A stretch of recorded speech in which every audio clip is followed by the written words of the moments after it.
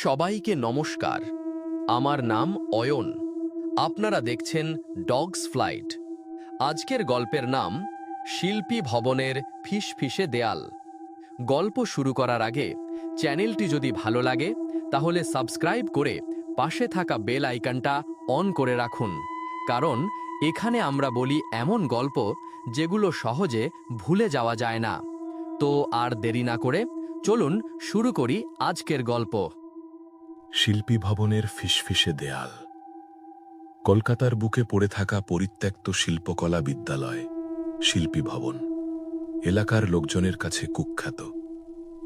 সবাই ফিসফিস করে বলে, এখানে নাকি এক তরুণ শিল্পী হতাশায় ছাদ থেকে ঝাঁপ দিয়ে আত্মহত্যা করেছিল, আর তার আত্মা আজও এই পচে যাওয়া দেয়ালের ভেতর বন্দী হয়ে আছে।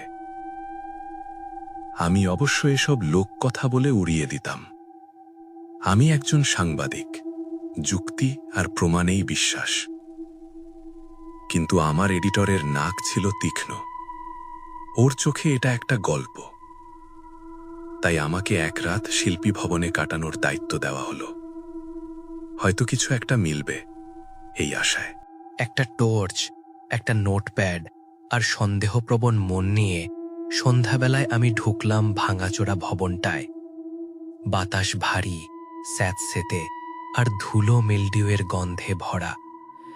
পায়ের নিচে কাঠের মেঝে কিরমির করে উঠল। সেই শব্দ নিস্তব্ধতার মধ্যে অস্বস্তিকরভাবে প্রতিধ্বনিত হল। এক সময়ের রঙিন ক্লাসরুমগুলো এখন কঙ্কালের মতো। ছেঁড়া ক্যানভাস, উল্টে পড়া ইজেল, সবকিছুই পরিত্যক্ত। মধ্যরাত ঘনিয়ে এলে আমি পৌঁছালাম মূল স্টুডিওতে। বিশাল ফাঁকা ঘর, আর ঠিক মাঝখানে দাঁড়িয়ে আছে একটা অসমাপ্ত ভাস্কর্য। বিকৃত অবয়ব, ফাঁপা চোখ, যেন শূন্যতার দিকে তাকিয়ে আছে। হঠাৎ একটা ঠান্ডা হাওয়া বয়ে গেল, আর সঙ্গে সঙ্গে আমার টর্চ নিভে গেল। চারদিক ডুবে গেল সম্পূর্ণ অন্ধকারে। আতঙ্ক ছুঁয়ে গেল আমাকে, কিন্তু নিজেকে সামলে নিলাম। ব্যাগে হাতড়ে লাইটার বের করলাম। আগুনের শিখা কাঁপতে কাঁপতে জ্বলে উঠল। দেয়ালে নাচতে লাগলো ছায়াগুলো। ঠিক তখনই আমি শুনলাম একটা ফিসফিসানি, খুব ক্ষীণ, প্রায় শোনা যায় না, কিন্তু নিঃসন্দেহে ফিসফিস। মনে হলো শব্দটা যেন দেয়ালের ভেতর থেকেই আসছে। গলা চেপে ধরা অচেনা এক গুঞ্জান। রং নয়, শেষ। রক্ত জমে গেল আমার শরীরে। তড়িঘড়ি টর্চ চালিয়ে ঘরটা স্ক্যান করতে লাগলাম। কিছুই নেই, শুধু আলোয় ঘুরে বেড়ানো ধুলো কণা। কিন্তু ফিসফিসানি থামল না, বরং আরও কাছে, আরও স্পষ্ট হয়ে উঠল।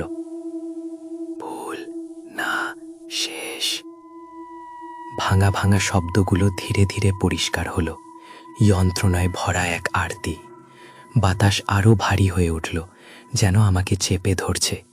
আমি অনুভব করলাম কিছু একটা আছে এখানে, অদৃশ্য কিন্তু ভয়ঙ্কর। অসমাপ্ত ভাস্কর্যটা অন্ধকারে দাঁড়িয়ে যেন বিদ্রূপ করে হাসছে। হঠাৎ টর্চের আলো পড়ল ভাস্কর্যের পেছনে লুকিয়ে থাকা একটা ফিকে হয়ে যাওয়া ছবির ওপর। একজন তরুণের প্রতিকৃতি, চোখ ভরা হতাশা, হাতে শক্ত করে ধরা একটি তুলি। আমি ছবিটার দিকে তাকিয়ে থাকতেই ফিসফিসানি এক হয়ে গেল, রূপ নিল একটিমাত্র শীতল কণ্ঠে। ও শেষ করতে পারেনি, ওরা ওর শিল্প কেড়ে নিয়েছিল। একটা বরফ শীতল হাত আমার ঘাড় ছুঁয়ে গেল। আমি চিৎকার করে উঠলাম। টর্চ হাত থেকে পড়ে গেল। আমি হড়কে পিছিয়ে পড়লাম। ধ্বংসস্তূপে পা আটকে গেল। শিল্পী ভবনের বাইরে না পৌঁছানো পর্যন্ত আমি থামিনি। ঠান্ডা রাতের বাতাসে হাঁপাতে হাঁপাতে দাঁড়ালাম। আমি আর কখনো ফিরে যাইনি। গল্পটা লিখেছিলাম অবশ্যই, কিন্তু ফিসফিসে দেয়ালের কথা লিখিনি। কেউ বিশ্বাস করত না, কিন্তু প্রতি রাতে বিছানায় শুয়ে থাকলে আমি এখনো ওদের শুনতে পাই, খুব ক্ষীণভাবে, প্রায় অশ্রাব্য, কিন্তু নিঃসন্দেহে সেখানে। আর তখনই আমি নিশ্চিত হয়ে যাই শিল্পী ভবনের সেই শিল্পীর কাজ কখনো শেষ হবে না। তার শিল্পও নয়, তার যন্ত্রণাও নয়, সব কিছু চিরকাল বন্দী হয়ে থাকবে সেই ফিসফিসে দেয়ালের ভেতর।